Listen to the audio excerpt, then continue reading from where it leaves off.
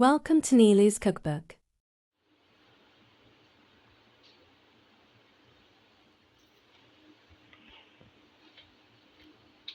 আমি এখানে half cup দুধ, হাফ কাপ আটা, 1 টিস্পুন বেকিং পাউডার, এখানে বাটার আছে 1 টেবিল স্পুন। এখন সব একসাথে মিক্স করে নেব।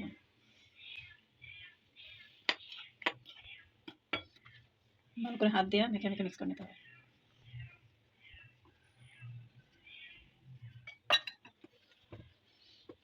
মিক্স করতে করতে জিনিসটা এরকম হয়ে যাবে, দলা পাকে যখন যাবে তখন গুলাই নিতে হবে। এখন আমি নর্মাল টেম্পারেচারে দুধ দিয়ে দিচ্ছি।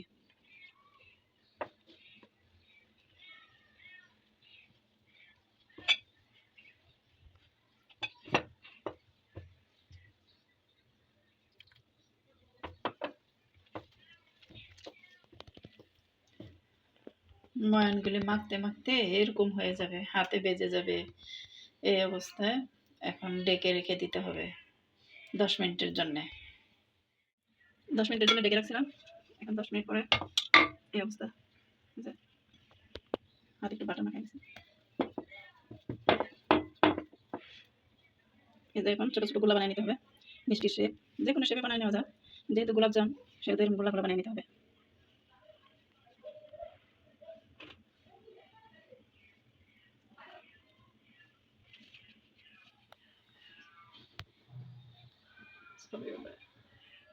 এখন এক এক করে মিষ্টিগুলো সবগুলো দিয়ে দিচ্ছি।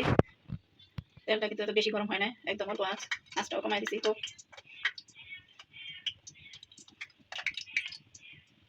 আস্তে আস্তে হয়ে আসবে, সবগুলো দিয়ে নিচ্ছি।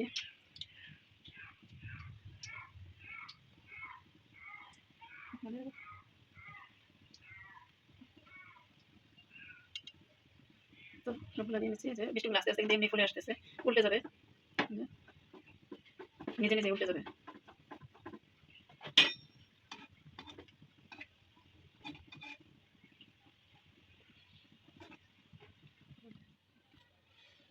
এখন চুলাটা একটু মিডিয়াম হাই করে দিব। এতক্ষণ তো অল্প আছে ছিল, একদমই কম হিটে ছিল। চুলাটাকে আবার কমিয়ে দিছি, এখন লো হিট করে দিছি। ব্রাউন না হওয়া পর্যন্ত ভাজতেই থাকবো। একটু ব্রাউন কালার এসে গেছে, এখন আমি তুলে নেব।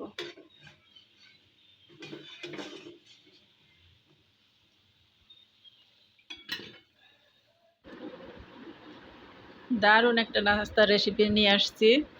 চা বসিয়ে দিয়ে চটজলদি তৈরি করে নিতে পারেন, চায়ের সাথে খাবেন। মাত্র 2টা উপকরণ লাগছে, হাফ কাপ আটা, হাফ কাপ দুধ দিয়ে এত মজার একটা নাস্তা তৈরি করে নিতে পারেন। দেরি না করে এখনই চলেন তৈরি করে নিন।